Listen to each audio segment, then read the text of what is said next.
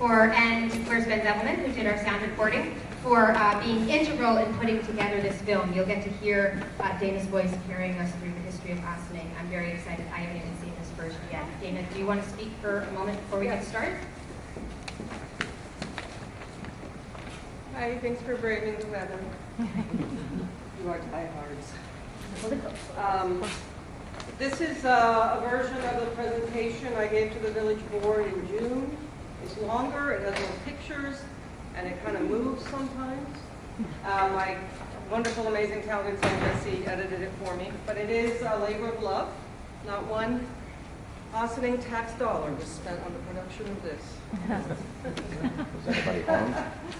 Yeah. But I hope you enjoy it. It's really been a journey for me. You know, I moved here in 1991 after a lot of this history had happened. And I have to say that I learned a lot. The reaction has been great, and people are coming forward with their stories. It's kind of a work in progress, but what you're seeing is the final cut tonight. Cool. Okay. Thank you very much. Historic downtown Ossining, rediscovering the heart of our village. Ossining, New York is a diverse, welcoming village with spectacular views of the Hudson River, award-winning schools, and one very famous prison. Chartered in 1813, Ossining is the oldest incorporated village in Westchester County. Driving down Main Street through our downtown, you see many well-preserved 19th century buildings lining the north side of the street. What you may not know is that at one time, the other side of the street was equally impressive. By the 1970s, Main Street Ossining, like a lot of downtowns, had fallen on hard times. At the time, the federal government believed that issues of poverty and decay were best solved by destroying and replacing so-called blighted neighborhoods. This philosophy was called urban renewal, and it tore the heart out of our village. Urban renewal, along with the subsequent straightening and widening of Route 9, leveled Church Street, several blocks of Spring Street, and a stretch of North Highland known as the Hollow. While loss should never be graded on a sliding scale, probably the most painful demolition occurred at the intersection of Spring and Main Streets, once known as Five Corners. Despite promises to rebuild, the corners of Spring and Main have remained parking lots for decades. 40 years after wrecking balls reduced central parts of Ossining to rubble, as we discuss how to rebuild the Market Square and Post Office parking lots, it might be instructive to rediscover the sides of the streets we lost as a way of envisioning how we can build the future. Our story begins in 1904 with the annual Firemen's Parade down Main Street. The entire village turned out to watch. As you can see from the banner, it was an election year. Incumbent Theodore Roosevelt and Senator Charles Fairbanks were running on the Republican presidential ticket. The rest is history. As with many old downtowns, the early years of the 20th century were a golden age for Ossining. The village, from the river uphill and eastward, was bustling and busy, peopled with hard-working men and women, those with deep local roots and immigrants alike, riding the tiger's tail of the new American century. On the waterfront, the Brandreth Pill Factory produced one of the most popular patent medicines in the world. Founded in the 1830s by an English immigrant named Benjamin Brandreth, the pill factory was one of the economic engines that powered Ossining's early prosperity and an incubator of American ingenuity. In the mid-19th century, Italian and Irish immigrants came to build our aqueducts and dams and settled here and raised families. Dating to 1853, St. Augustine's Catholic Church was their North Star. In the early 20th century, many African Americans traveled north, leaving the Jim Crow South for a life with more justice and fewer limits. They established a large, close-knit community here in Ossining. After the electric age arrived in the late 1880s, trolley cars clanged and chugged up and down our hills until 1926. They ferried passengers up from the train depot all the way to Camp Woods and along Spring Street to and from Sparta Hill, sometimes reaching speeds of 50 miles per hour on the flats. Impressive buildings went up all along Main Street. They were designed in the Italianate style popular in the late 19th century, with complex cornices and fancy finials and thriving stores on every floor. The intersection at the heart of downtown would come to be known as Five Corners, and by 1880, each of those corners boasted a new brick building. There was the Barlow Block, owned by brothers who had started a successful hardware business in 1844. The main post office stood on this corner. In 1903, the Barlow building that fronts Main Street became the Ossining National Bank. It got a brand new facade 5 years later. There was the Olive Opera House at the corner of Brandreth and Central, and the curving Leander Fisher building, later known as the Hart Building. Hart's Drug Store had an extravagant soda fountain. These three buildings still stand, and they're looking pretty good. The intersection of Spring and Main had its own statement buildings. On the southwest corner stood the imposing Fauché Brothers Dry Goods, while on the southeast corner stood the Vance Building. Not much is known about the Vance family, but old maps tell us that before the Civil War, Vance's Hotel had occupied Vance family. Vance's Hotel had occupied the southeast corner of Spring and Main. You can see a grocery store and the original First Baptist Church at the top of the street, at the time a humble frame building. The Five Corners began taking shape quite early. This 1820 map shows the intersection of Spring and Main Streets with buildings already occupying these corners. By the Civil War, Sing Sing, as the village was first called, was well along in its evolution from a waterfront settlement to a thriving Hudson River community. In 1901, the village changed its name to Ossining to separate itself from the prison on its shores, which was already 75 years old. In the 1870s, a series of devastating fires destroyed many of the older frame buildings on Main Street. In their place rose a new and grander Sing Sing, built of brick, mortar, and ego. The Five Corners rose, as did such local icons as the Keenan Building. Comparisons with Manhattan were commonplace. In 1874, the Democratic Register, one of two local newspapers, wrote that Sing Sing's storefronts have taken on a metropolitan aspect that can fairly compare with similar ones in the city. And when the new buildings were finished, the menfolk would stand in front of them and have their pictures taken. The great blizzard of 1888 paralyzed the Northeast with several feet of snow. This photograph, taken from high up in the First Baptist Church, shows the almost magical quality of the Italianate architecture, of a style and density almost unequaled in the lower Hudson Valley. This photograph of the Barlow Block shows the impressive height of the snowbanks and the equally impressive roof lines of the Fauché and Vance buildings facing each other across Spring Street. Here is that same view of Lower Main in a drier season. Again, we get a good look at Spring and Main with the two buildings and the trolley cars. Here is the intersection of Church and Main before the Civil War. At the top of the street is the First Baptist Church, as well as a few early buildings on the south side of Main. That's the even-numbered side of the street. Here is that same intersection in 1907 when the trolley tracks were being replaced. Several brick edifices, as decorative as their cousins across the street, curve uphill from the Vance Building toward Church Street. And at the top of Main, the once humble First Baptist, reinvented in 1874 as a high Victorian Gothic cathedral, stands in all its glory. This vintage postcard from the 1920s shows the same view of the south side of Main looking uphill. For a while, this stretch was called the Mead Block. This perspective stayed remarkably the same for many years. This is the 1950s. 30 years later, the Mead Block would be gone, with only the telephone building spared. Among the lost buildings was 156 Main, which housed the city laundry. According to the Democratic Register, in 1898, the laundry had the best and newest improved appliances. That's the old First Baptist parsonage next to it. The new phone company building took over that spot during the first decade of the 20th century. And, of course, every village had at least one piano store. Church Street began as a quiet stretch, home to the First Baptist and the Mott family homestead. But in the 20th century, it became a social mecca where faith, physicality, and entertainment met. Around the time of the First World War, the Rowe Building went up.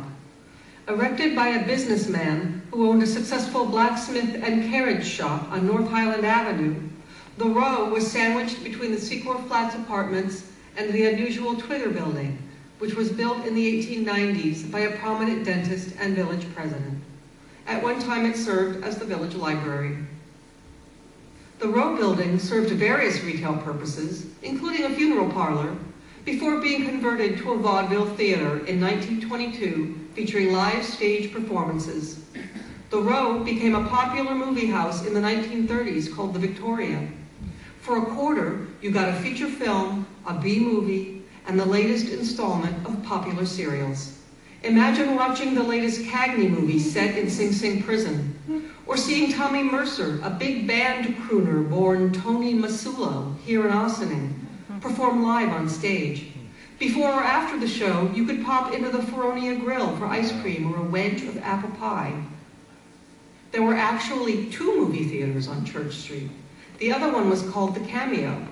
It showed more grown-up films, and you only got to see one for your quarter. In this vintage view of the top of Church Street, you can see both the Cameo and the Victoria marquees, as well as the First Baptist Church, part of Main Street, and the broad river beyond. The Cameo went out of business in the 1950s, but the Victoria got a more modern look in 1962. It operated for 40 years, and several generations of Ossining's children saw their first films here. Brian Sheridan was one of them. Brian grew up near Campwoods, but spent many happy hours downtown watching movies. I came of age at the Victoria Theater, Brian recalls. One of the first movies I saw was Help with the Beatles. I stood in a long line of kids for tickets.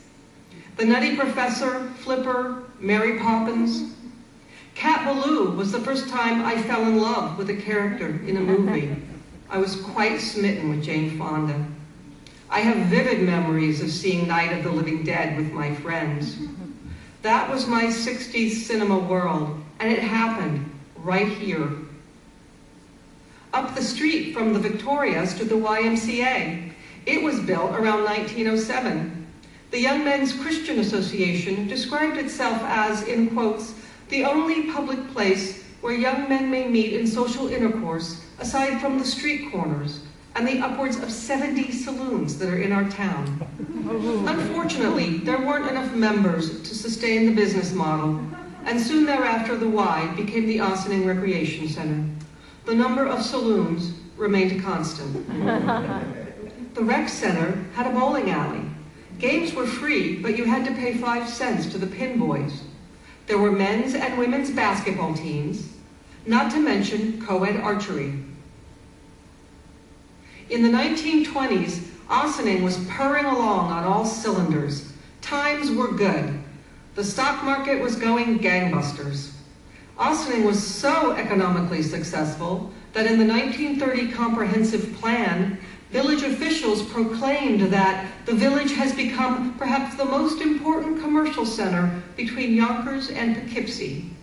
But like the stock market boom, the Vance Building on Spring and Main would not survive the 1920s. The sign on the side reads, "This entire building to be demolished for a modern store office building by May 1, 1929, Starling Realty Corporation." The Art Deco Starling Building was completed on the cusp of the Great Depression, which brought the economy to a grinding halt. But downtown life went on. Kipp's Pharmacy moved to Main Street, and Ankerson's, a luncheonette and drugstore, took the anchor position in the new storefront. It quickly became known as Ankerson's Corner. Now 86, Elizabeth Williams was born in the Ossining Hospital and lived on Broad Avenue. Downtown was a busy place back then, she recalls. There was a bake store, a Safeway food store, a little thrift shop, Woolworth's, Rothman's, a liquor store, a cut-rate drugstore, and Hilliker's department store. The busiest part was the corner of Main and Spring. All the high school kids used to go to Ankerson's or across the street to Kipp's, which had a soda fountain. You could still see the trolley tracks back then. Ossining was a nice place to grow up. Longtime residents like Elizabeth wax rhapsodic about the shopping downtown. Main Street was a stretch of glittering storefronts, bustling sidewalks, and midnight madness sales, when the streets would be jammed with people and you always saw someone you knew. You could get most anything on Main Street, from goldfish to eyeglasses. You could get your honeymoon trousseau at Hilliker's, the upscale department store where money and order slips flew around in cool pneumatic tubes along the ceiling. You could get a new suit at Fox, a clothing store owned by the parents of actor Peter Falk, most famous for his role as TV's Columbo. Peter lived on Prospect Avenue and attended Ossining High School, where he was class president and a member of the drama club. Here he is on his senior trip to Wright Playland, surrounded by girls. You could wrap up your shopping trip to Main Street with lunch at the Woolworths counter, sitting alongside the high school students who frequented the place. You could get new saddle shoes or Keds at any number of stores, including Rabin's Bootery in the old Fauché building. At some point, Fauché was renamed the Gordon Building, until finally the name was removed altogether. You could get gas on Main Street too, but that was lower down, between Spring and State. There were 2 gas stations on the southern side of that block, a Texaco at the corner of State, and a Richfield a bit up the block. That's the steeple of St. Paul's Episcopal in the background, before a heavy wind blew it over in the 1950s. Now the church is Calvary Baptist, and the post office occupies this lot. Lower Main also had a hotel. Originally erected in 1909, the Acker building was converted to the Hotel Ossining in 1948. Its new Colony Lounge and Bar was no doubt a popular night spot. It's said that the tall buildings on the south side threw long shadows across the street, and that when the river wind came up Lower Main, it roared through that canyon like a freight train. Though less glamorous than Main Street, Spring Street was a stalwart supporting character in downtown village life. It was mostly residential until you got a few blocks from Main, where it became a lively mix of small eateries and delis, mom and pop businesses, and even industry. Cambridge Instruments made gadgets for medical use. It's now the Orchid Condominiums. Spring Street was the flat part of the parade route, a place to spend your hard-earned paycheck on gasoline and groceries. You could get everything from a can of paint to a new TV set to a pepperoni slice at the Half Moon restaurant. You could also get surgery. The Ossining Hospital stood on Spring Street, providing local health care until it was shut down in the 1950s with the arrival of Phelps. Kendall Buchanan's ancestors came up from North Carolina early in the 20th century. His great-grandfather, John Watson Chirac, helped found the Full Gospel Tabernacle Church on Brandreth Street. Kendall remembers how the south side of Lower Main and the west side of Spring Street were part of a lively black culture. In the 60s, Ossining was full of black establishments, he recalls. Most of the bars downtown were black bars: Central's, 105, Buchanan's, the Sportsman's Club. The Orchid Lounge on Spring Street was huge. The top R&B acts performed there. John Cheever writes about going into the Orchid. Shirley Chisholm came up and had a meeting there, gave a newspaper interview. The Orchid was destroyed by urban renewal. Now it's a parking lot for the post office.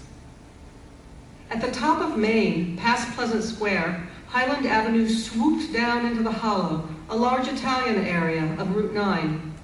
Rocco Trapasso, the grandson of Italian immigrants, lived with his parents and siblings, first in the hollow, and then on the 3rd floor of 195 Main Street. That's him as a little boy, sitting on the floor with his class from the old Lincoln School on Broadway, now condominiums. At 16, Rocco delivered meat to the prison in a truck that was carefully inspected for smuggled weapons. The Hollow was famous for its annual Italian festival, hosted by the Columbus Lodge. Rocco remembers it with relish. There were games, sausage and peppers, the best lemon ice around, Sicilian-style pizza from the Ossining Bakery, 25 cents a slice. They'd have an Italian band and dancing. Lights were strung across the road from the Big Bank to Havel Street. The last festival was in the late 1950s. They couldn't block off Route 9 anymore. What a great time that was. Ossining has a proud history of celebrating its firefighters, war veterans, and anniversaries, particularly if there was a parade involved. Parades were extremely popular in the village. Everyone came out to watch and to march. The processions usually started on Croton Avenue, went down Main, and turned left on Spring, ending in Nelson Park.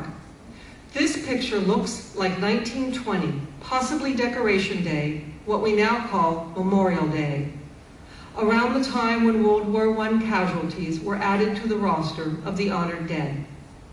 After America entered World War II, Ossining's men marched to the draft board to sign up to serve their country. In 1951, Ossining celebrated the 50th anniversary of the village changing its name from Sing Sing to Ossining. The event was called the Golden Jubilee and came complete with floats. This is the telephone company float. The Merchant's Float, a giant birthday cake on wheels, was the star of the show. Behind the Parade Queen, you can see the Starling Building and the Mead Block buildings. Here's the giant cake on the Spring Street flats. 12 years later, in 1963, the village celebrated the 150th anniversary of its incorporation in 1813.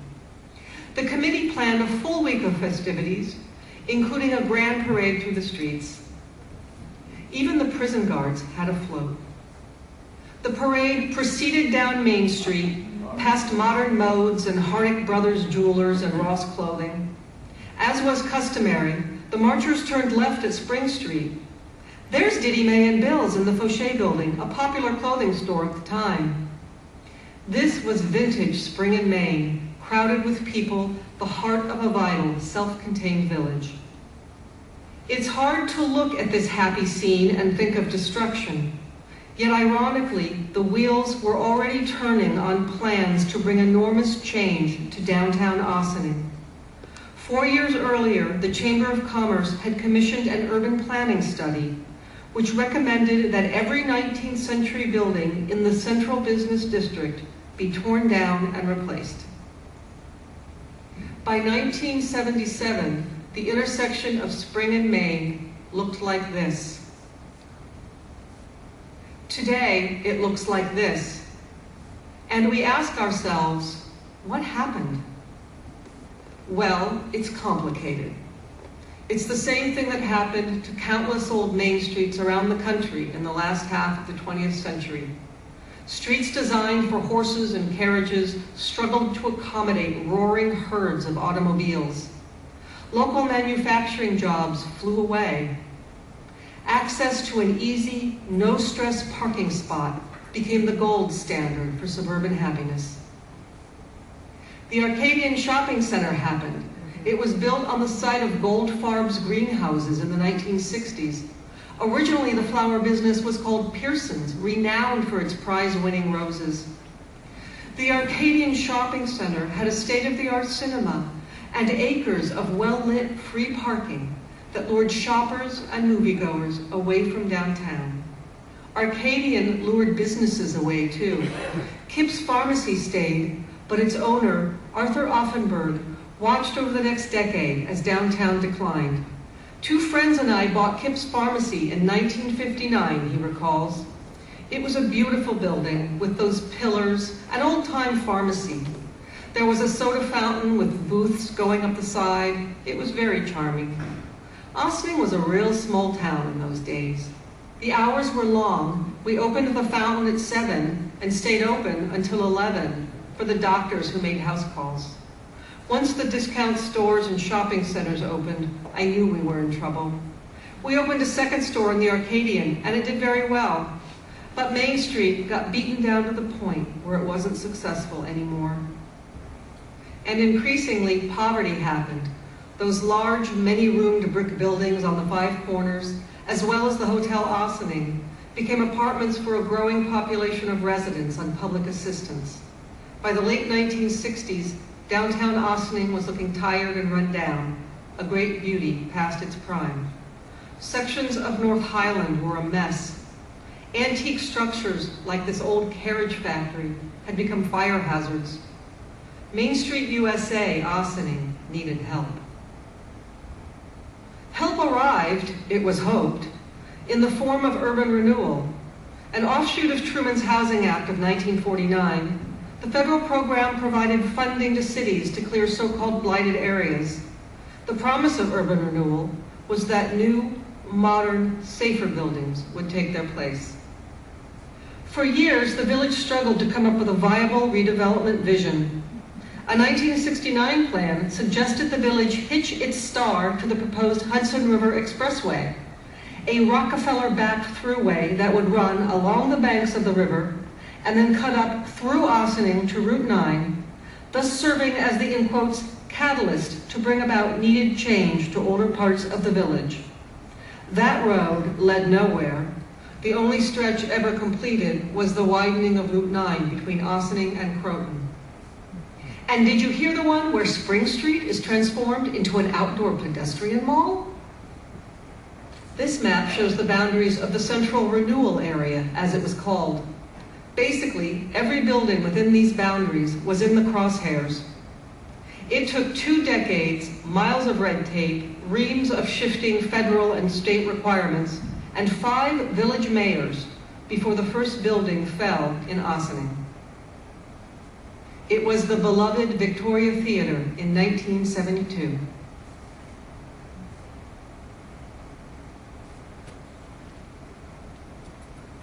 Followed later by the Twigger Building and Secor Flats apartments, along with the rec center, despite the pleas of senior citizens to spare it. As the village began to obtain properties through eminent domain, more businesses fled downtown. The once proud Fauché building was boarded up. They say it was so solid, it took 3 days with a wrecking ball to take it down. The west side of Spring to St. Paul's Place and the south side of Lower Main down to State went too, leaving a vast expanse of dirt in their place. The Starling building came down later. 5 corners became 3 corners. Longtime resident Nancy Donahue recalls the destruction all too vividly. My husband and I moved from Ossining to Virginia in the early 1970s, she says. A few years later, we came up for Thanksgiving. We went downtown and it was rubble. It was like the Blitz had come in from London. It was devastating to see your town go. I didn't realize when they said urban renewal that they were just going to demolish everything. I remember driving through and crying my eyes out. I want to cry now, just thinking about it. Then the bulldozers came for the hollow, paving the way for the widening of Route 9 in the early 80s. Here is the hollow before the bulldozers. Keep an eye on those 2 buildings circled. They're now the only ones left. The old St. Augustine's Church and School were also casualties of the widening and straightening of Route 9. For 125 years, St. Augustine's had been a fixture of the Catholic faith at the north end of the hollow. Both the church and the school, which was across the road, came down. A cable company now stands where the school gym was. Fortunately, the congregation found a new home to the north, at Eagle Park, on the site of the old Mary Immaculate School. In all, the village lost 95 structures to urban renewal in the 1970s. Between 1953 and 1986, the federal government spent $13.5 billion on urban redevelopment and slum clearance projects around the nation. This program redrew the landscape in countless cities. Ossining was one of several Westchester municipalities that took advantage of the program, White Plains being the most notable. Funds were forthcoming to build affordable housing for residents displaced by the demolition, including Snowden House, Claremont Gardens, and Maple House. In 1980, a private developer built the futuristic office building at 2 Church Street. But the money to rebuild the corners of Spring and Main, the heart of our downtown, never materialized. In ways, we're lucky we didn't lose more. In the 1980s, the village woke up to the value of its historic architecture and undertook a facelift of the old facades on Upper Main, what we now call the Crescent. One of them was Arthur Offenberg's Kip Building. This Greek Revival structure dated to 1847 and may have been, at one time, a dwelling house for a prosperous citizen that was converted to commercial use. It was home to Acker's Fine Groceries for a long time. While its tenants changed, the Kip Building's columned facade was a graceful landmark for almost 150 years. A building that old is going to dodge a few bullets. There was a fire in the 60s or 70s, which it survived. Finally, there was a terrible conflagration in 1995, which it did not survive. 4 buildings burned on that awful day. It was a tragic, heartbreaking loss, particularly at a time when the downtown seemed to be rebounding.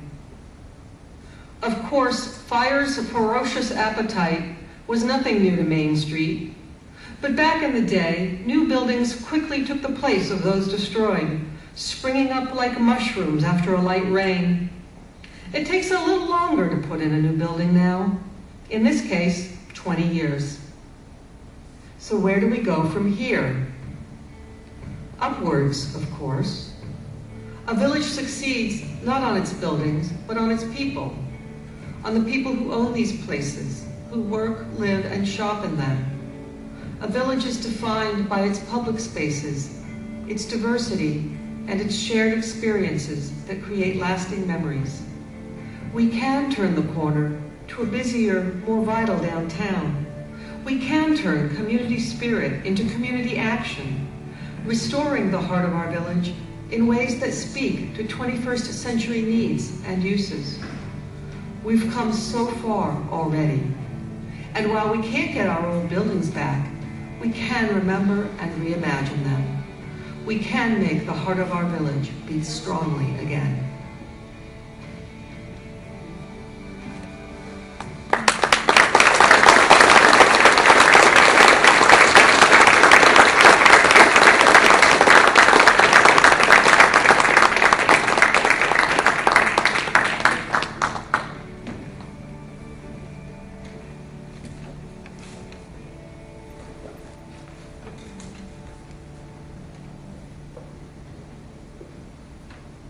Wow, Dana, thank you so much. Up Oh, here. there you are. There it is.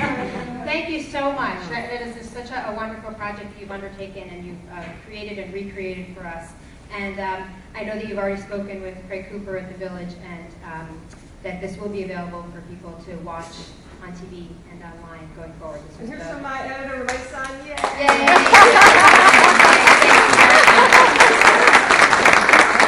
Okay, so we've had a lot of excitement this evening already, a little more than we had anticipated. So we're going to move forward quickly with our agenda for the evening. We do have a hard out in the library, so we have just over an hour to get through a lot of material. So we hope that we are able to express everything and really update you on the so many things that are going on right now.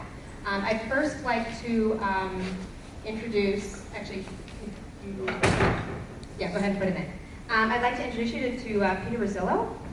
He is the engineer. We're gonna switch around a little bit our agenda for what we planned this evening because Peter has joined us, but he has another meeting that he's going to. So we're gonna let him start, and it's an idea about traffic flow in our downtown. You've just seen what the Five Corners intersection has looked like for many, many years in our community.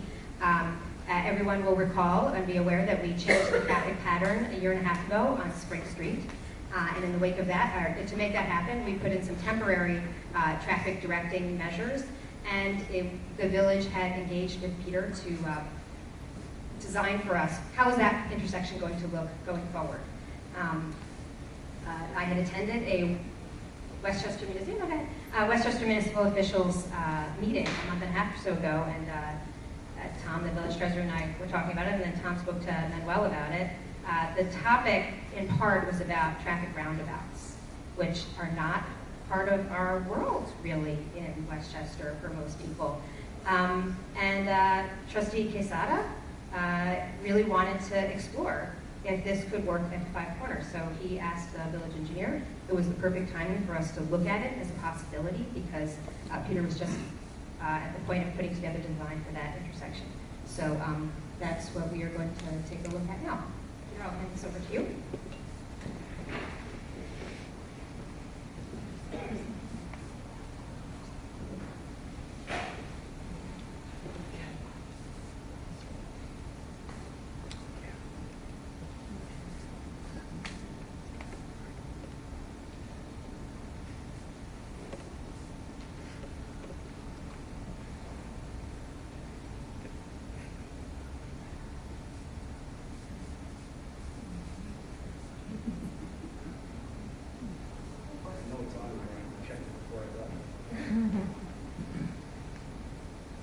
Do you want to start describing Yes. for folks what your Yes, I can. process? What we were tasked with Okay. was to see if there's a possibility of developing a roundabout at the intersection of Main and Spring. And there's a couple of reasons one might consider to do this. First and foremost, roundabouts are generally really good traffic calming measures. When people travel through a roundabout, they don't really go much more, a roundabout this size, they wouldn't go much more than 15 miles an hour. Secondly, it means that you can eliminate the need for a traffic signal. Because a roundabout, everyone is moving under yield control. Thirdly, it helps in terms of air quality because no one is sitting at a stoplight waiting for a light to change. People continuously move. That's also good, environmentally that's a good aspect of roundabouts. There's also opportunities because the size of this roundabout is around 110 feet diameter. That gives you an opportunity to have a central island that can be landscaped, maybe have some kind of artistic feature in the middle of sculpture, flagpole, that sort of thing. We've done a number of these in other communities where they've used them as sort of a focal point as an entrance into an area. The design of a roundabout, there are other considerations, of course, there's pedestrian considerations, bicyclist considerations, the areas that have to be taken up by a roundabout. In this particular case, there is some intrusion into the park on the southeast corner. The pedestrians, though, are one of the key items that people are most concerned with. I do have a plan. Well, it's not working. You don't seem to have Adobe on your computer. That's it. It's never going to work. This is not going to work.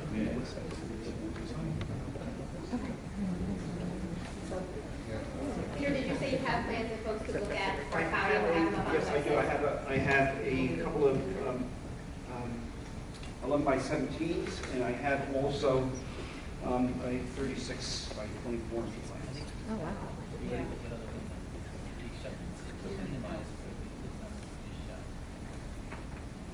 That's me. No. Yeah, you just have Acrobat on That's what it is.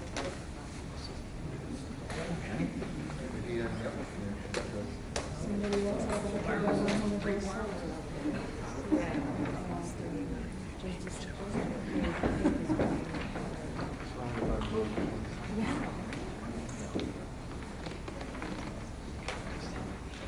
Well, the majority of people are sitting right here. Here we go. Standing up. I need to be taller. I'm walking around with it. Great. Yep. Now, the components that you see on this plan are the central island, which is here. That can vary in width. You have an apron, which is, the central island will have a 6-inch curve. The apron, excuse me, is just a little bit, maybe an inch or so above the travel path. And usually they use color contrast, stamped concrete, and that's for truck tracking. Generally, it gives the impression that a car should not travel over it, but it does allow for a truck to track over it. You have splitter islands that sort of direct traffic in the air in the way they want to go. That is a counterclockwise movement around the roundabout. And this plan does not, we haven't gotten that far yet, but normally your pedestrian passages would be through the back or through the splitter islands.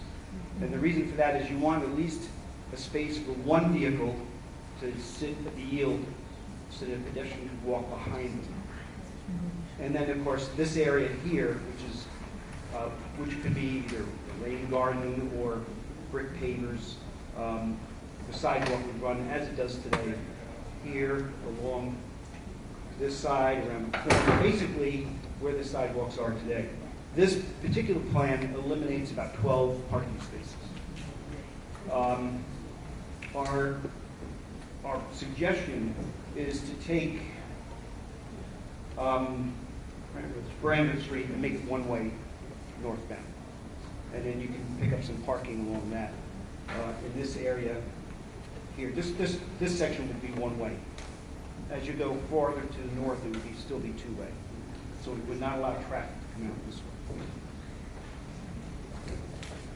Again, we would use these areas here, would be color contrast, stamped concrete.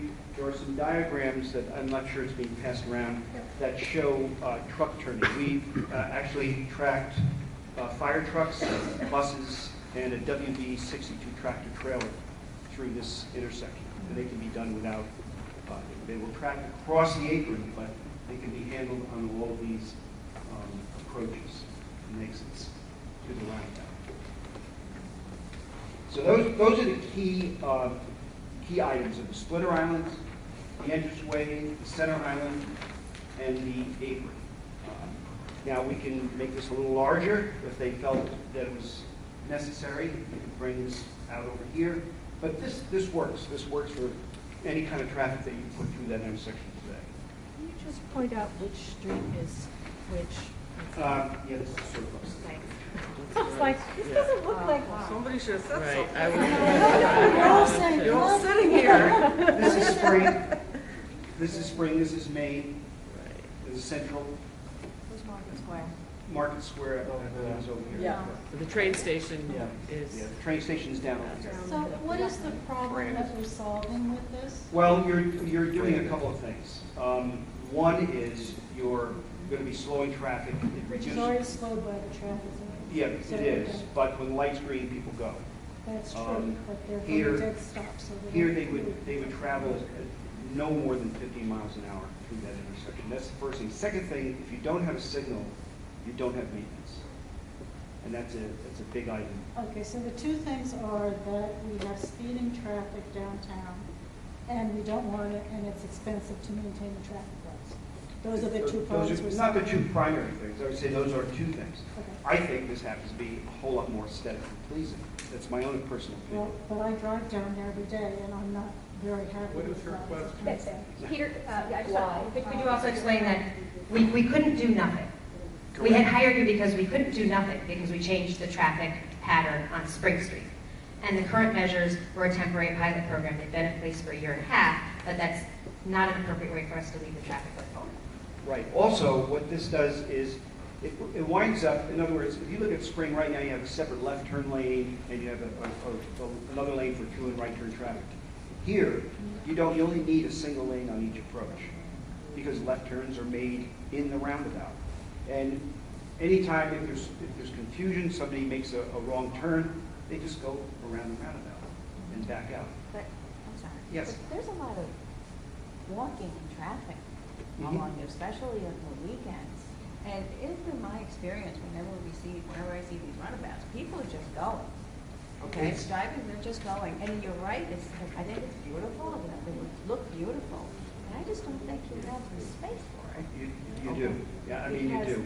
I mean, there's software, I mean, I don't know if you have those diagrams that actually show fire truck, WB62 tractor trailer, which is one of the larger tractor trailers. What about people with children and walking and parking. Well, The question that's being asked for those who can't hear at home is about pedestrians, the concern for pedestrians being able to make it around the intersection.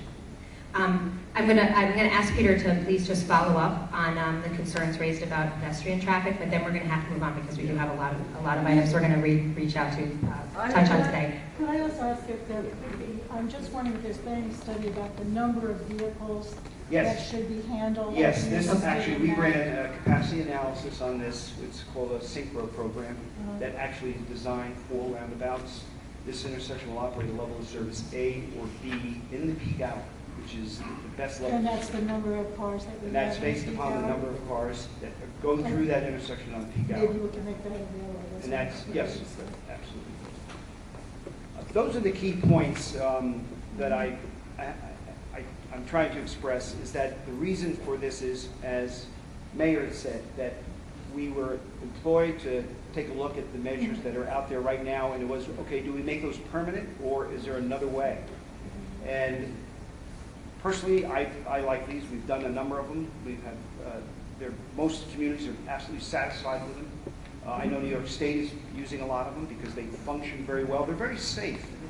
It seems counterintuitive, but they are very, very safe because it slows the speed down. And, you know, when you're coming up to an intersection, you have to look both ways. Here, you're only looking one way. You're looking to the left.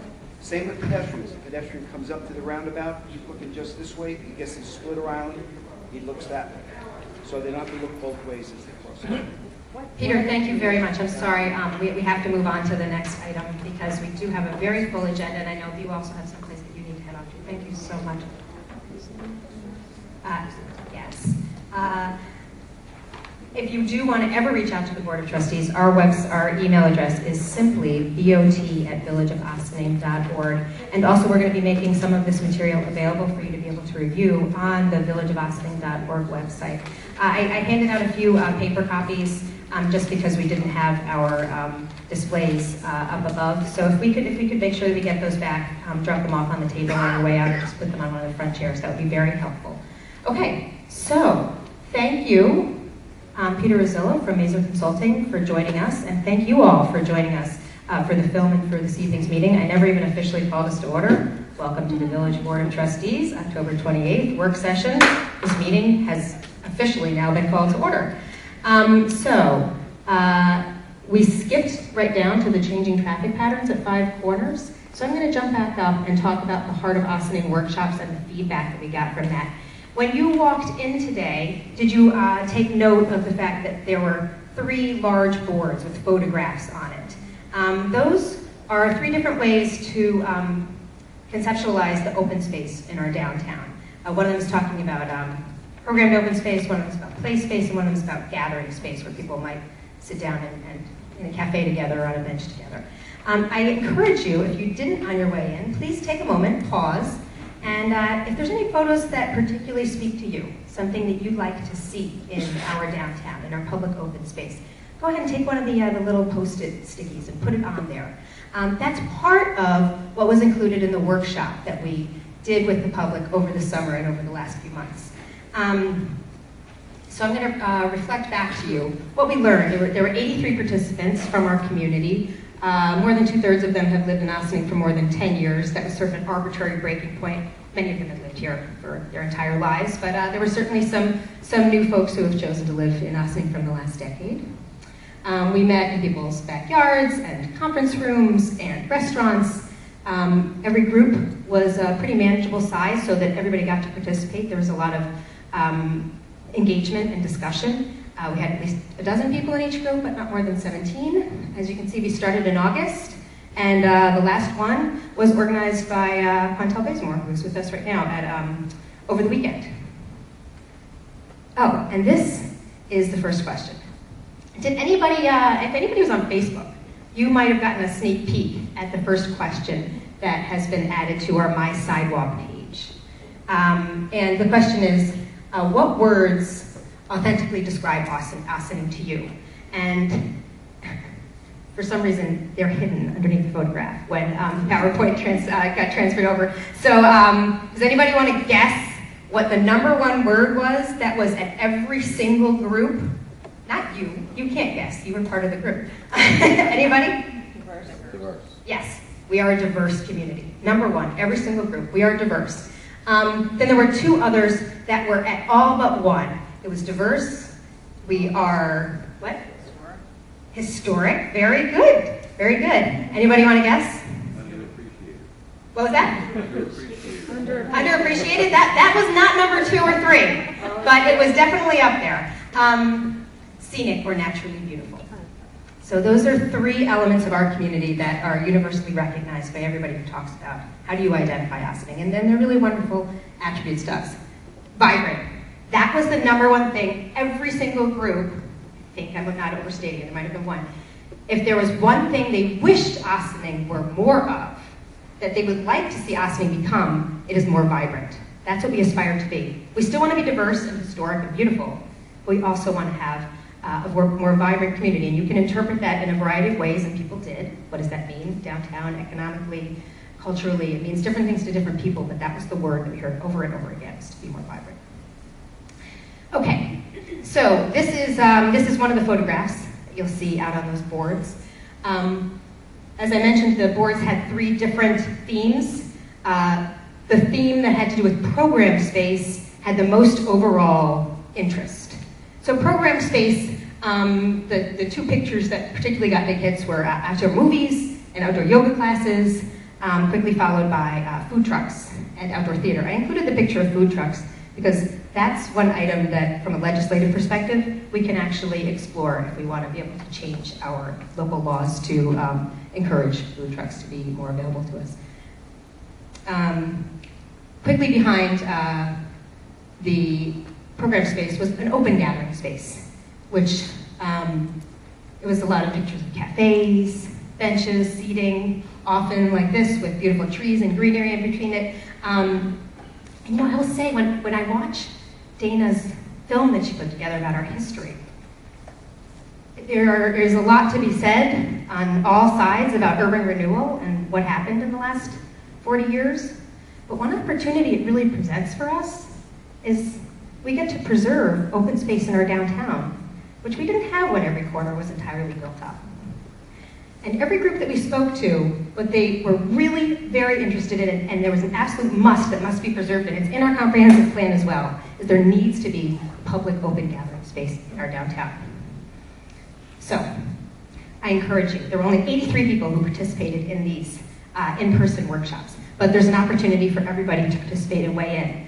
MySidewalk.com is a platform that the village is engaging with, and we're just now getting it ramped up again.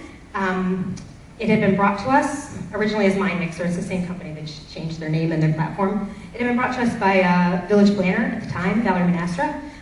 She left in August, and this has been kind of waiting to be picked back up. I restarted it today with that question that refers back to top 3 words describing Ossining. But we're very excited that we have a new staff member starting on Monday in the village management office, and he's going to be instrumental in working with us to keep this platform really engaging and alive. So I hope that you'll go to mysidewalk.com, log in. You can log in with an email address or with your social media account. And it's also another opportunity for Rika Levin, Trustee Levin, to be able to contribute some of her expertise. Online social media marketing campaigns is really what you do when you're not sitting at this table. So now you get to do it from this table as well. So we're very excited to tap into that skill. All right. But I looked at that. It leads you to give certain answers. It doesn't give you any. We can structure the questions however we want. That was just a first question to get people engaged. So there'll be something when you go on there. And I will tell you the words, those 15 words that are offered there. There's a space you can add a word. Those were all the top 15 words that came up in the group discussions.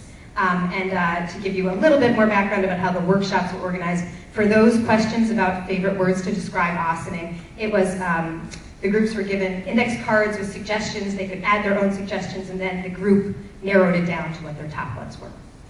So those words were reflective of what was fed back from the workshop experience. Okay, so we've talked about on various occasions what could be in that space, but what's really needs to be happening, and is happening more and more now, is to make the most of what we already have. We have an open space. We have a farmer's market every week, and we have increasingly more and more exciting reasons to be in our downtown. And I encourage your group, your business, to consider having more opportunities to draw people to our downtown. Just this month alone, on the weekends, we had the second annual Chalk It Up Festival, which was organized by the Village Events Committee, which we are very excited is ramping up. They're an engaged group of people, and the village manager has said he would like to more formalize that group. And they're going to be working with Recreation Superintendent Chris Soy as their liaison for the village to be able to do even more events, like the very successful Chalk It Up we've seen for 2 years now.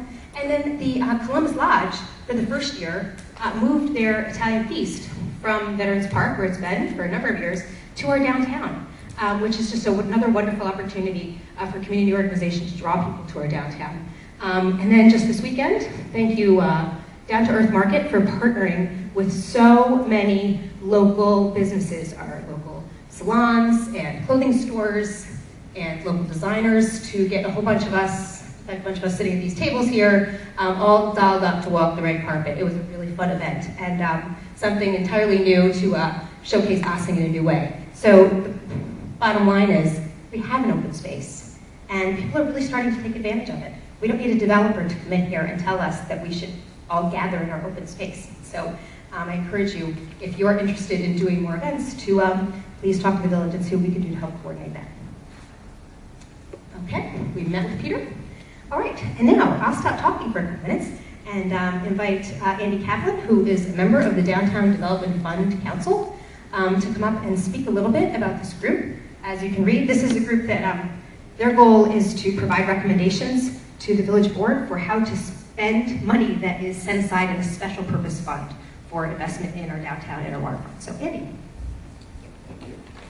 I'm not a great public speaker, so I'm reading off the paper mostly. I apologize. Hold the mic close. First off, thank you to the mayor and village board trustees for the opportunity to talk about the council and what we've been up to.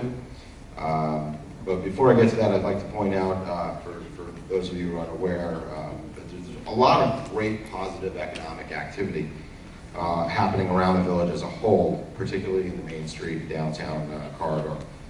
Starting with the reopening of the Keenan House and Carmel Lounge last year, the opening of Foundry Fitness, CrossFit Center, Theater O, Melita's Annex earlier this year, and just recently Craven Jamaican and El Manabita restaurants on Main Street. We've got new ownership at the Adega Wine Shop, which is now owned by a young couple that live here in Ossining. So there's a lot of great things already happening, as the mayor just kind of alluded to.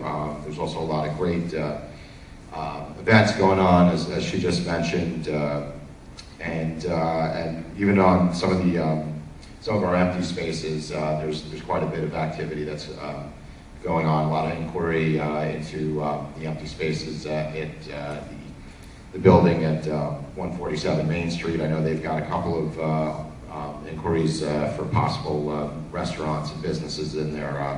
I just spoke with their real estate agent the other day. She told me about that. There's a couple of inquiries into the 200 Main Street building at the top of Main Street. And I believe there's a preferred developer status on one of three inquiries. So there is quite a bit going on for those of you who don't know. So I strongly encourage everyone here and at home watching to come check out all these businesses, take part in all these events throughout the village, not just in Main Street, but throughout the village. We've got a lot of great places.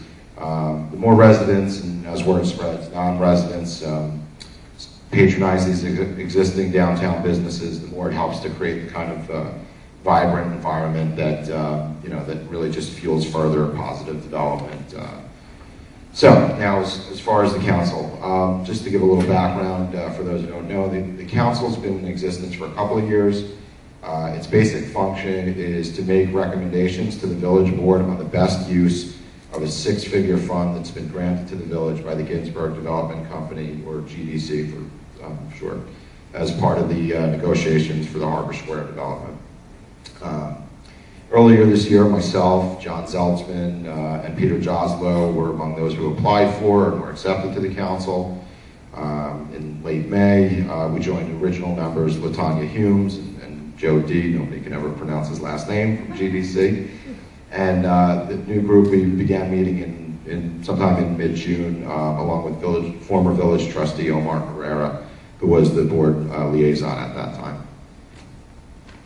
After just a couple of meetings, in order to make a recommendation on how best to use the fund, we unanimously felt it was important to not just draw from our own opinions and observations, but actually gather as much information as possible from those who live and breathe Main Street and downtown every day, to see if there are things that we can possibly be doing to enhance and energize what we do already have in place.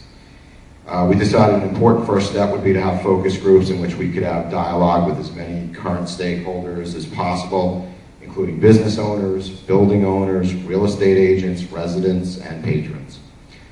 Former Downtown Economic Development Manager Ingrid Richards helped to set up the first initial focus group that we held, which was in mid-September. It included Melita Silva of Melita's Furnishings, who's here, Alan Lutwin of Westchester Collaborative Theater, Dennis Kirby and Wayne Spector of Grow Ossining, local real estate agent Joan Simon, and several others. We're going to be holding a second focus group this coming Monday. Among those we're expecting are representatives of the Chamber of Commerce, which we plan on having as an integral part of any decision that we make in the council as far as recommendations. And we're going to have the owner of Theater Row, Echo Bags, Kaya Gam, Design, and some young millennial residents, as we're trying to look ahead to see what are the kinds of things that'll make it downtown attractive to the next generation of Ossining residents. We plan on having additional focus groups beyond that, so if you're interested in participating, you can either come see me after the meeting or reach out to the village through manager Abe Zambrano. And in addition to that, we're also researching and occasionally reaching out to some successful businesses that are located beyond Ossining to gauge interest in any potential expansion into Ossining. We've had some good conversations, nothing bearing fruit at the moment, but certainly ongoing conversation. Recently, LaTanya Humes had to step down for personal reasons from the council, so we're looking to fill her seat. With that in mind, we're encouraging anyone who's interested to apply for the position through the village offices. The position's open to anyone, but certainly having experience in areas such as business or finance, retail, marketing and advertising, or real estate development would be helpful. And of course, bilingual candidates, whether that's Spanish or any language, would be terrific, as it's reflective of our diversity, as we spoke about a little earlier. In the meantime, we're going to continue gathering information from these focus groups, use that to help form any recommendations we eventually share with the village board. At present, the council does not have any specific timetable for making any recommendations, but just my own personal opinion, I'd like to at least have a solid idea on a few things before the end of the year. So that's kind of where we're at. Thank you very much. Thank you very much. Okay. Oh, next, Mr. Jerry Fiala. Oh, there he is, Jerry. Thank you. Jerry has worn many hats in Ossining, not least of which is that he's an Ossining resident. He's a former village manager, but now he's going to speak to us as the spokesperson for the Sing Sing Historic Museum. And there might be an opportunity for us to engage with the museum as we figure out what makes sense going forward for the village, for downtown. Thank you. Thank you, Mayor Garrity, members of the board. Abe, thank you for having me here tonight. We think this is a very exciting project that's really starting to gain a tremendous amount of momentum in a lot of areas. As you know, last year we submitted an application under the CFA process to the Mid-Hudson Regional Economic Development Council, and we were awarded a grant of $250,000 to continue to study the opportunities that may exist with the museum at the prison. We received support from the New York State Department of Corrections. We received a lot of support from many of the local jurisdictions in the immediate area, and so far things are looking very, very well. We are starting to gain a tremendous amount of momentum as we start to branch out and touch base with other potential stakeholders in the project. Most recently, we appeared at the Greater Hudson Heritage Network conference last Friday, and we gave a presentation that was extremely well received, and we had, again, some additional interest. from people at Purchase University, state offices of historic preservation, etc. So our momentum is growing. The Regional Economic Development Council actually held a meeting up in Buffalo as part of that upstate revitalization initiative. And at that time, the crowd in Buffalo thought that this project had a tremendous amount of momentum. As a matter of fact, in the room was the Lieutenant Governor and Cesar Perales, the Secretary of State, who also started to see the enthusiasm and the interest that was building. So with that in mind, the Regional Economic Development Council was very excited about the project and gave us priority project status for the region. So where are we currently? Currently, we just secured the services of a gentleman by the name of Brent Glass. He is the Director Emeritus of the Smithsonian Institute, Museum of American History, who's assisting us with the critical path to put this museum into place. He's helping us develop our issues of governance. He's preparing an RFP for a consultant to help us develop a business concept plan and a capacity analysis to determine how many people we can actually process through a museum given the size of the powerhouse. And we're also using some of the funds that we have for a historic preservation architect to help us establish and stabilize the 1825 cell block and also do some work at the 1936 powerhouse, which will house the actual museum. We've had a great discussion with the Department of Corrections. Mike Capra, the superintendent at the prison, has been on our committee, and hopefully next week we're going to actually have discussions with their counsel and counsel in the governor's office about the logistics of actual ownership, operation, or access into these buildings. As part of that business and concept plan that I mentioned, one of the components that has started to come around for consideration is where do you actually place the entry point to the museum? And one of the concerns that our working committee had, Dana's on the committee, Mayor's on the committee, Abe's on the committee, there's a whole group of people, Laura Lee as well. One of the concerns that the committee had was we didn't want people coming up by train, going to the powerhouse of the museum, getting back on the train, and not providing any economic benefit to the village or the surrounding region. So one of the thoughts that is currently being evaluated under this RFP is to see whether or not it makes sense to have the visitor center actually located in the downtown area. Bring the people in, do the same, follow the same pattern that they use for Kaiket, where they go to Sleepy Hollow Restorations and take the bus up to Kaiket. Do that same pattern here to bring them down by bus to the museum and bring them back. And it also controls access to the site as well for security purposes, which is also provides a double benefit. Now, if that happens, then the question becomes, what is that starting to look like as far as an economic driver for our downtown, as far as bringing this group of people in on a daily basis to do the prison tour, but also then to spin off, maybe do the tour of the aqueduct, take a look at the Jug Tavern, have lunch in town, go shopping, do whatever they want to do, and also then link up to some of the other historic sites of interest in the region. So we think there's a tremendous opportunity here to start to populate the downtown with visitors, people that spend money, people that come in, buy things, and will generate some additional economic activity, create opportunity for new stores to open, new restaurants, businesses, etc. So that's what we're looking at right now as part of this RFP that we're going to be putting out hopefully within the next month. Again, I want to thank everybody here for allowing me to do that little presentation, and I'm here if anybody has any questions. Thank you.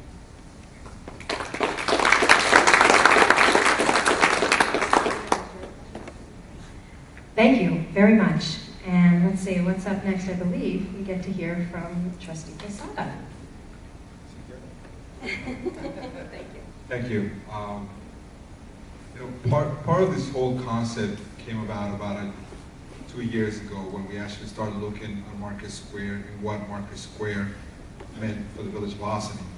At that time, we hired a consultant to give us an understanding and what could be built, and what can be built there, and how will that impact our downtown as it stands now. That was 3 proposals. It actually was 7 proposals that came in front of the village board at that time. We narrowed down to 3 with different options of staying within the setbacks that we have and try to modify our current zoning or try to see what was more doable for what we need or what they intend that to be, that the downtown the Village of Boston needs. So that's how this whole process started. It started in my mixer came in, my sidewalk came in place. So we start listening to the community and what that could look like. Part of the whole integration of what we see, we don't want to see just blocks. We don't want to see just masses. We want to have an idea. You know, the mayor showed different possibilities of the downtown, open space, the market place open to the public. So one idea that I can actually, we're thinking about it is, what do we do when I went to architectural school? How do we take that concept into, I don't want to say reality, but into more visible look? And I thought about one of my professors in NYIT, New York Institute of Technology, where he took that process into reality. And so I called him up over the weekend, actually early this week, and I asked him if it's a possibility to have one of his classrooms take all that information that we have gathered and see if we can, the class, usually a classroom, it's about 15 to 20 students, they can come up with different ideas, different perspectives of what this downtown could look.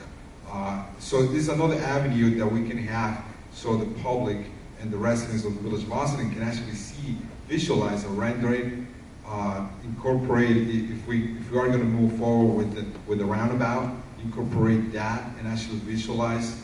I'm not sure, you know, you can actually see that into more realistic look.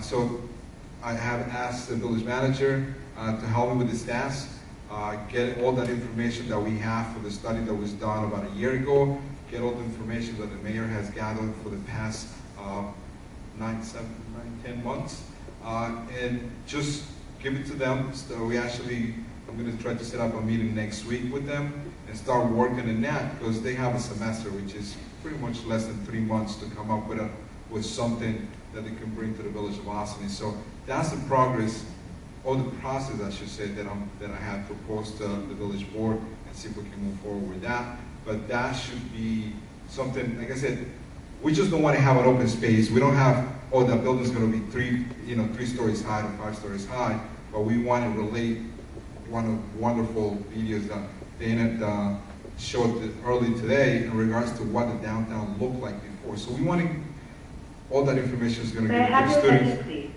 The library will be closing in a half hour. Please note the computers will be shutting down in about 15 minutes. Please save all your work. So all that stuff, I think, is going to be needed for the students to come up with different projects. And when I did my thesis presentation, we chose the site. Now we're going to give them a site. We're going to give them the limitations that they have, and obviously the zoning, because we want something that actually looks real. That's something that we can present to a developer at some point and be like, look, this is what we want our downtown to look like. Not exactly that, but I think at that point when we get a presentation of the students, it's going to be a public meeting, there's going to be the presentation of what the projects look like, and at that point it will be another community effort and to select maybe what it looks like, what is more appropriate for our village to look like, and hopefully not too far from now. So that's what I'm presenting. Hopefully we can move forward and we go from there. What school is that now? New York Institute of Technology, NYIT. So thank you, Trustee Quesada. This is one example of the study that Trustee Quesada was referring to. It was 2013 that they came and presented to the board. It was actually the previous year they'd been engaged by the board, a group of consultants. And it provided us with a lot of information about what would a developer most likely want to accomplish or to present, to build in our open space based on the parameters that we provide, primarily from our village code, from our zoning, which is reflective of our comprehensive plan that Trustee Codman was so actively involved in before he became a public official. I think this example actually would have required a height variance, but it was one of the final couple of examples. And as you can see, it's not a very vivid image. It's not a very innovative image, but what it does tell us, it tells us the size and density for maximizing profitability and investment within the expectations presented by our comprehensive plan. This is what a developer would likely come to us with. This study also provided us insight into what kind of retail they would most likely be anticipating, how many residential units they would want to build to be able to make the most of their investment in our downtown. And it's an important piece of information. It's an important piece of our study in this process. It was met with some resistance from community members, with concerns that we were rushing forward to make a deal and make this happen. And that's not the case. This is our downtown. This is our community. All of the conversations that we've been having with community members in person and now reinvigorating online, all of us can only choose from the options that we recognize are available to us. And so that's what is familiar to us. I'm so excited to hear what design students are going to imagine for our downtown, because they're going to see it entirely different than those of us who live here, entirely different than those of us who are not terribly imaginative, or who are not designers, who are not architects and creators. I'm very excited to be able to reimagine our community through someone else's eyes, someone who has that skill and that ability. It's also incredibly exciting that we have this potential for a huge, game-changing museum in our community. And I'm thrilled that Jerry Faiella was able to come and speak to us today, and that project has so much momentum right now, and so much support at all levels of government to be able to move that forward. Having 100,000 or 200,000 people additionally coming into our downtown every year, if this study that you're undertaking right now with Red Glass over the next few months tells us that there's really an opportunity to connect our Main Street with our waterfront and this museum, and it's going to be a huge tourist draw, we have to understand what that means for our downtown before we invite a developer to come in and build something. Because that really changes what somebody's going to want to do in our downtown. And it really opens up a new world of who might be interested in investing in downtown Ossining. So, with that in mind, as you can see, a lot is happening and a lot is poised to be happening, to be moving closer to doing exciting things for our downtown. We're going to be engaging with the Sing Sing Prison Museum project and learning from their study that they're doing for the potential for tying the Main Street to the museum. We're going to be engaging with the students, graduate students at New York State Institute of Technology. New York, NYIT, thank you. And also, I made reference earlier to the fact that village planner Valerie Monastro, she left her position in the village this summer to take a position in the private sector. And since that time, Manager Zambrano has reorganized how the building and planning departments are going to be structured. And he is currently interviewing people for that position. So we don't have the person in place who internally is going to be guiding this process yet. And it's really important that once we have that person in place, we get them up to speed and they are part of guiding this process for the village. And we're very excited for that element to be coming into place hopefully soon. All right, so with that, please get in touch with us. We do have time for questions. I was a little worried that we would run over, and I've been stealing all of the microphones. So I'll bring one back to this side of the room. And Angela Brown, did you want to comment on any of this evening? Yes, thank you, Mayor. Good evening, everybody, and again, thank you for coming. I just want to mention a few things. One of the things that I want to make a comment is at the end of the film earlier today that was presented by the village historian, she mentioned a few things that have to do with what makes the village. And I would like to add one thing, which is one of the reasons I came to Ossining. I think culture makes the village also, and I think it's something that's really important for us as we move forward into a new era. With that, I would like to also add a couple of other things. As the mayor mentioned before, also I am in the process of finding somebody who's going to be leading the planning and building department. I think it's very important as we move forward with the development of the downtown, and we are trying to get help from every possible area that we can get help. As Trustee Quesada mentioned, we're going to be engaging with the graduate students of NYIT, and I think it's a great idea for us to be able to get some ideas. One of the things also that I know has been one of the things that I believe in, one of my philosophy is that we really don't have a monopoly on ideas, and I think that this is another way that we can certainly engage as many people as possible in the process. Something else I also wanted to mention is the fact that parking is a big problem here in the village. It's something that really none of the people that really spoke to that really elaborated on that. But I would like to add that just a couple of months ago, we had the opportunity to file for a grant application for a parking structure. So the competition is fierce out there. New York State has, I forget how many municipalities, but a lot of people were applying for the same money. So we are actually applying for a $15 million grant. So we hope to be able to get it. And we're now looking to build a typical parking structure, which is the typical concrete structure. Those are very expensive. They go between $30,000 and $33,000 per space. So in order for us to be able to maximize what we have, we can fit a lot more vehicles in a smaller footprint if we have one of those automated parking structures that are becoming more and more, I guess, prevalent. One of the developers, actually the Hudson Step, which is being developed on the Main and State Street, has that feature like that incorporated into the design of the building, as I've been told. So we're hoping to be able to, again, if we do get a grant, to be able to perhaps look into the feasibility of building an automated parking structure, because we need, again, a smaller footprint in order to fit more cars. And as the Sing Sing Museum project comes to fruition, I think that's going to be important for us to be able to accommodate all the visitors in the area. With that, I think, we just wanted to get back to the mayor. Thank you. It's thrilling to see so many people here this evening. You, of course, always have an opportunity to reach out to the board or to the manager at our email addresses, or you can call the office, which is 941-3554. Something that didn't sound right.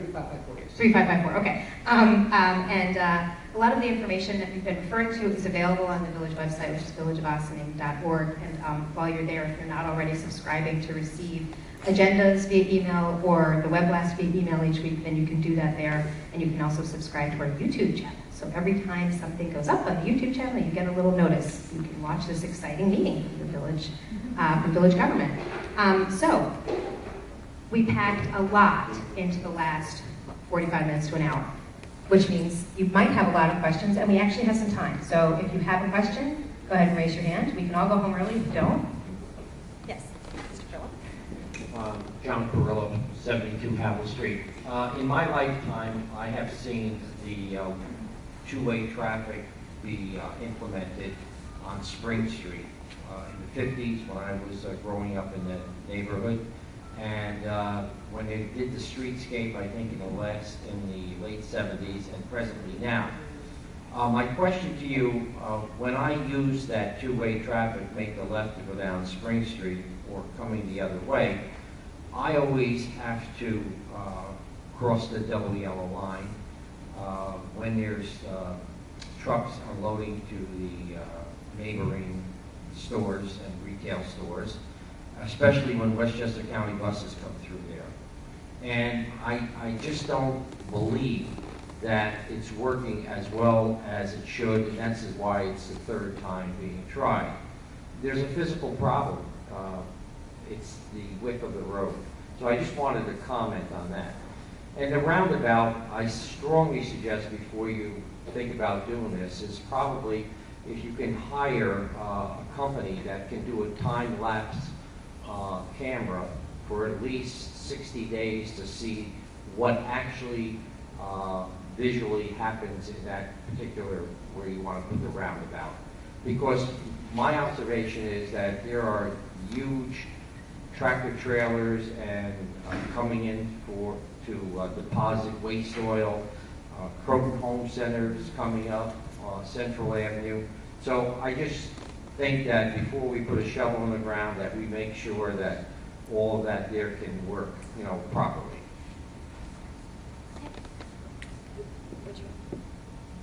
We haven't had a village engineer here because Peter Mazzillo has left, so unfortunately we can't ask him directly. He's the consulting engineer who's been doing this study and working with us for some time on this project.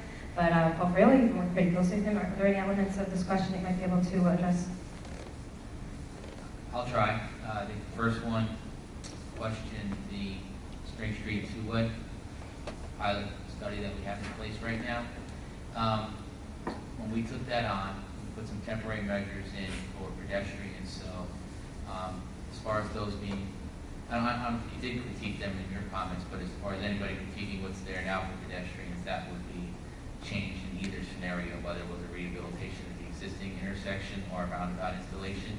But further down, where you have the concerns with the road width, as we went down this path, the ironic part about the road width being the same exact width as it is in front of the police station is that when you have activity there, almost by design, it does tend to slow the traffic, which was a big concern on that section of the roadway. We actually were forced to eliminate 2 spots for the B-line system because of the size of the bus that they use there.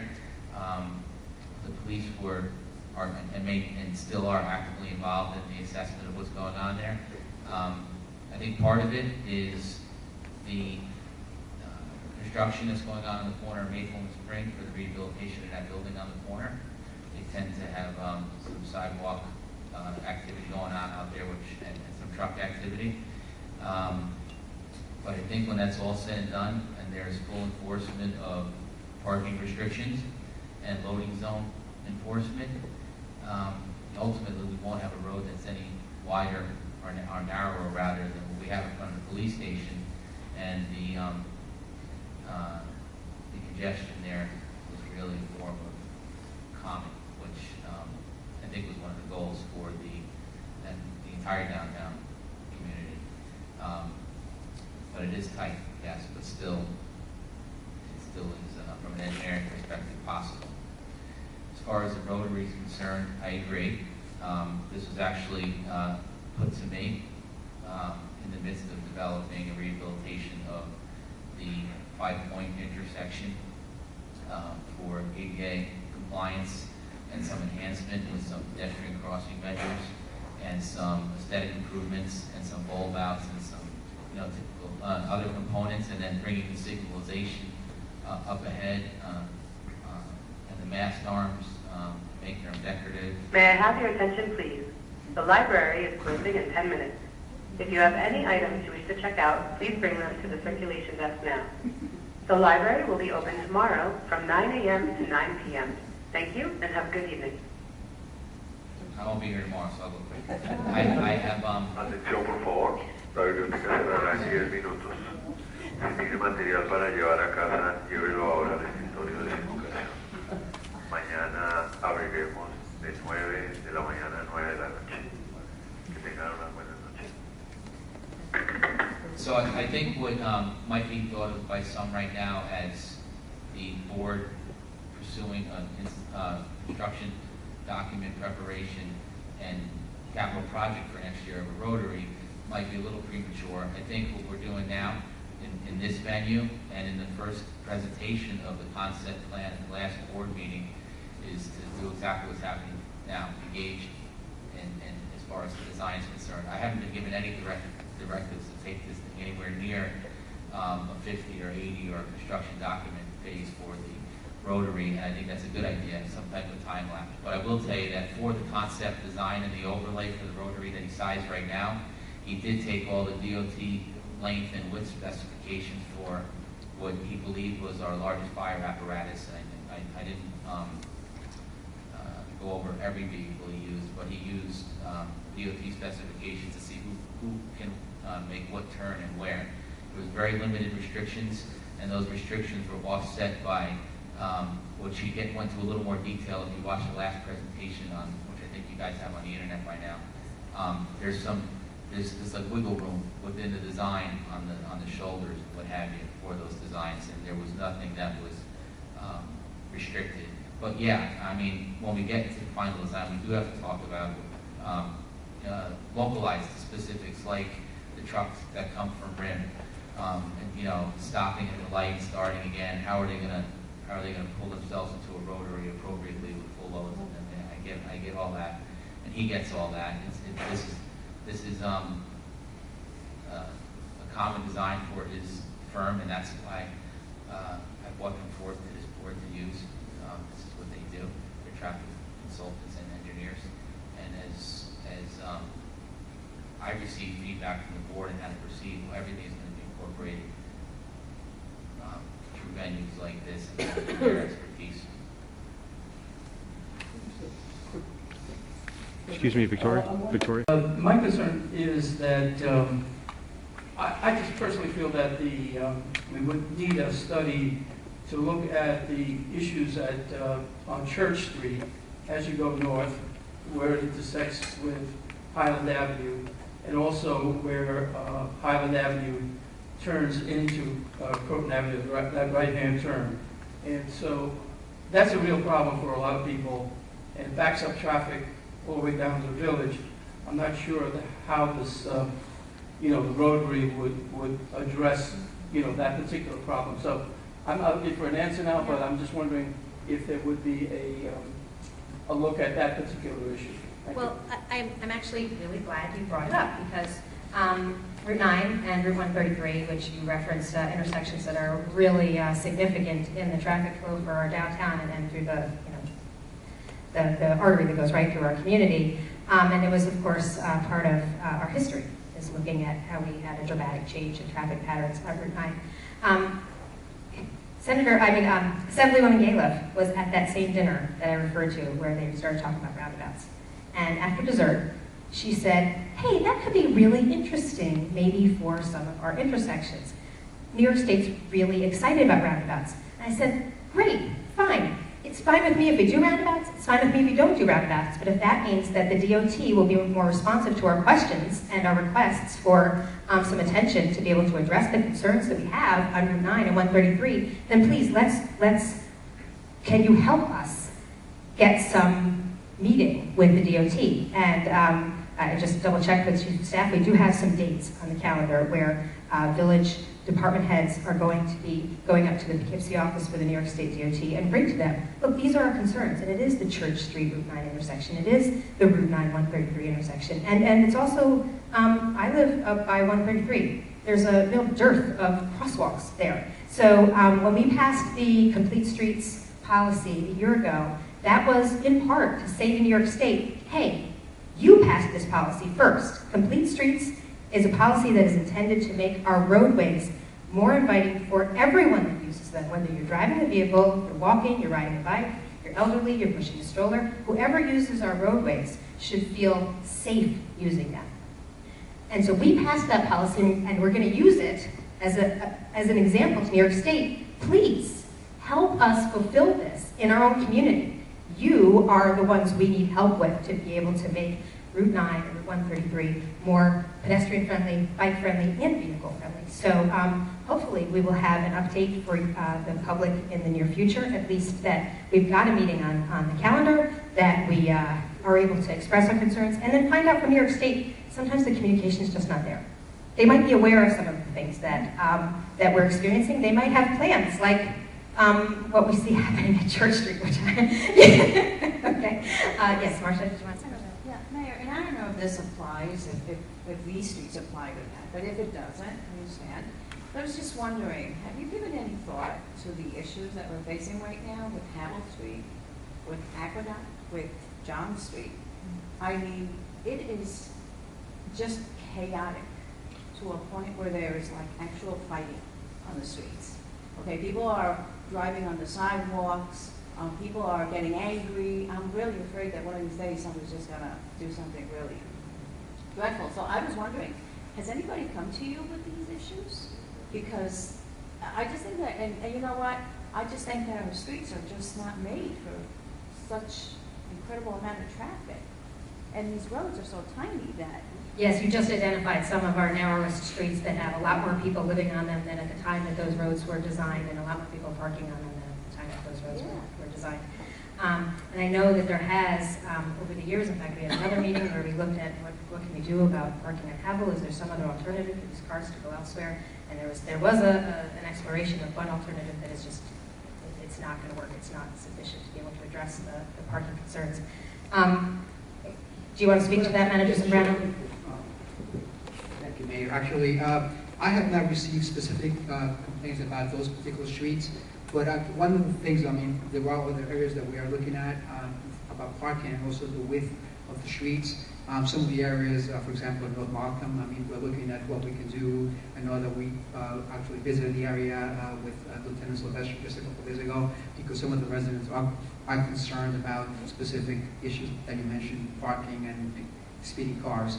But the streets that you actually mentioned, I mean, I have not heard anything about it. But one thing that I failed to mention before is that we are in fact looking into changing the code for parking regulations on an off-street parking. We have already started the off-street parking process. The village board got a glimpse of that about 2 weeks ago with the draft local law, and Corporation Council is actually wanting to be updating that, and we're going to bring that again back to the board.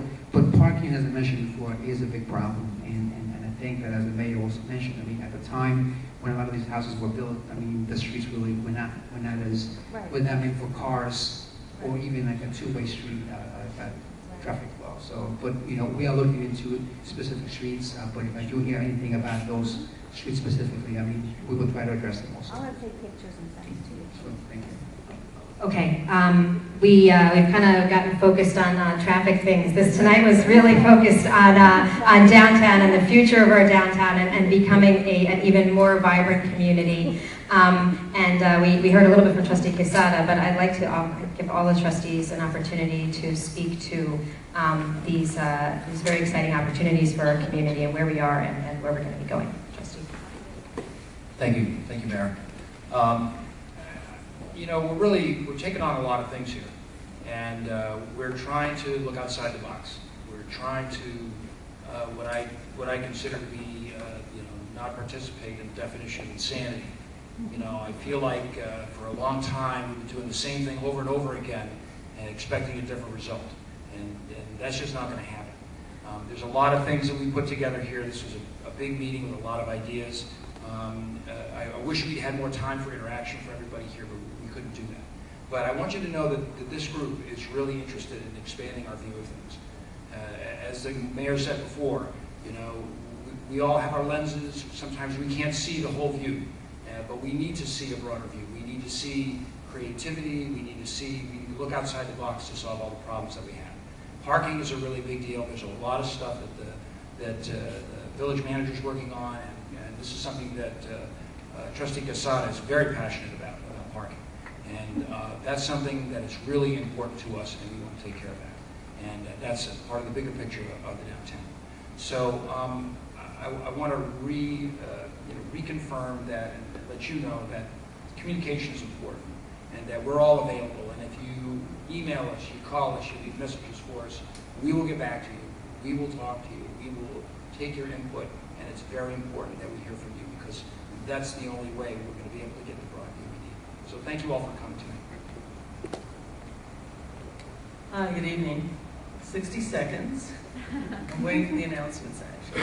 Rika Levin, and haven't been on the job long enough to have a whole bunch of opinions, but I've lived here long enough to have a whole bunch of opinions. The downtown area, I think, is full of potential. I'm not going to repeat what my colleagues have said. I'm just going to point out that the workshops or focus groups, whatever you want, I think were phenomenal. Encourage everyone to give their opinions. I know you all have opinions about what things can and should look like. I think bringing students in, so the consultants are great because they're experienced, and we need the experience. The people who work and live in our community are great because some of them grew up here, some of them moved here, and they're enlightening us as to what the future can look like. But I think the students who are going to come into this as a study are going to think totally out of the box and are going to get us out of our history. Because when I watched that film, all I wanted to do, and I didn't grow up here, but I grew up in a town similar to that, all I want to do is go back to that time, and it's even before I was born, but I still want to go back there. But the reality of life is that I've also lived in communities that have gone through dramatic changes, and they were phenomenal. And they were done by people who gave a lot of input because they live and care about the community. They're not transient, they're not here to move on. I'd like to include the commuters a little bit more. In the workshops, I told the mayor I thought the commuters sort of zip through and go to work and come home exhausted. And there was a lot of them. We're still a bit of a bedroom community, and I'd like to figure out a way to engage them. If anybody has any ideas about that, I have some of my own, to find out how we can get them to stop and slow down and purchase products in our downtown, and how to engage them in some of the ideas that have been on that board, Sing Sing, downtown connection into a bigger story. So I think that'll also be helpful. Thank you. I just want to take a few minutes, well, maybe less than a minute. Thank you. I just want to thank everybody that actually came into this meeting. I think it's one of the most productive work sessions that we had, and since a lot of them actually.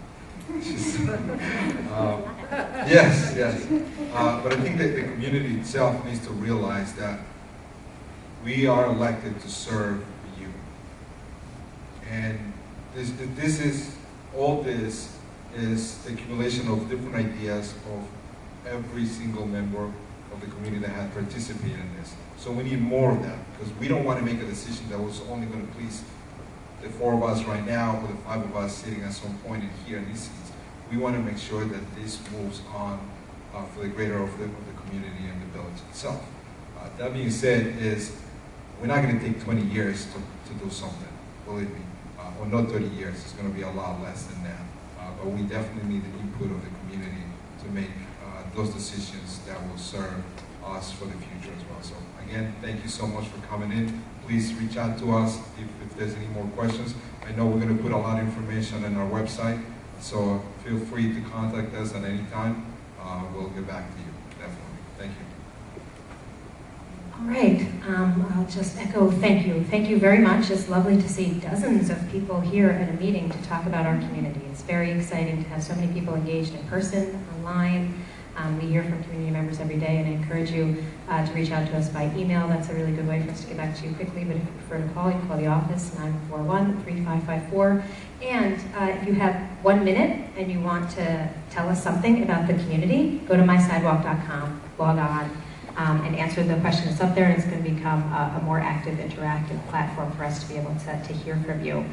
And with that, I will say, please join us next week. We will be at the Birdsall Bacon Courthouse on Spring Street for our regular board meeting on Wednesday, November 4th. And we need to adjourn to executive session, correct? Okay, which is actually going to be in another building because we have to leave here. Legal advice? So moved. All those in favor? Aye. Thank you very much. This meeting is adjourned.